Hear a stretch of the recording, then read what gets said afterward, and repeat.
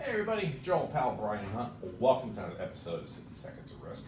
And as we know here on this show, we talk about risk a lot. And one thing I want to talk today is trying to help you understand and evaluate systematic risk, and specifically how it might impact your portfolio. So there's a term in finance called beta. Not going to bother you to show you how to do the calculation, you figure that yourself. But beta is a data point that allows you to compare a stock to the rest of the market to understand how volatile it is or how much it is exposed to systematic risk. And by systematic risk, I'm talking about those things that impact the entire market, not just your stock, whether it be tariffs, tax rates, unemployment, war, pandemics, whatever the case may be. Those outside factors that circulate within the global economy, how does your company's stock investment react to those systematic risks? And so, real quick, a little primer. Beta is a function where if your beta investment stock has a number of 1, that means it moves in direct correlation with the market, which means it pretty much responds to the same systematic risk as the entire market. If it's greater than 1, your stock, the investment, moves at more faster than the market, therefore it has more exposure to the systematic risk. If it's less than 1, as you would probably anticipate, it has less risk from a systematic perspective versus the average market investment. And if it's less than 0, it actually has an inverse correlation, which means if the market is going up, that will go down by a certain number. And let me give you some examples. So here are 4 investments that you can pull up on Yahoo Finance, which I did as well, to help you get the beta. Now this, everybody, if you don't know what VOO is, that is the S&P 500, Vanguard S&P 500 ETF, which you could buy. And the S&P 500 is the entire market, so you would think inherently it's got a beta of 1, and actually it does.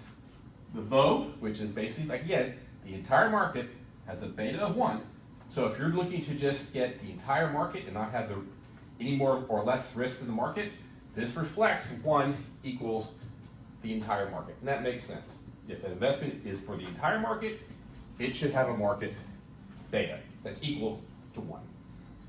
Tesla, everybody knows about Tesla. It can be very volatile. It moves, especially in the past couple of months, moving to great swings because the owner's decision to sort of negate his responsibilities and really upset a lot of people in the marketplace. But that's another story. Tesla actually has a beta of 2.58. What does that mean? This move, basically the stock moves at a factor of 2.5 in the direction of the market. So if the market went up, say, 10% in the course of a year, this should be going at roughly, 25% in a given year. So it's really taking the market and moves in that direction of 2.58. Flip side is, if the market was to go down 10%, this would probably be going down negative 25% in a given year. So again, more risk, more exposure to systematic risk because it has a number higher than 1. DUK, that actually is Duke Energy. Utilities by nature are highly regulated, very stable, therefore they don't fluctuate a lot as compared to the market because everybody needs utilities, it's regulated, the margins are typically dictated by entities, you can't charge any higher or lower than this. It's a very stable investment. That's why during the course of, if people are looking for less volatility, looking for more safety in their investment, utilities are a very attractive option. So right now, Duke has a beta of 0.37. This makes sense. It has less risk than the market as a whole, as a beta less than 1. As a result, if you're looking for more stability, less exposure to systematic risk, you would put utilities, and Duke could be a good option with a beta of 0.37.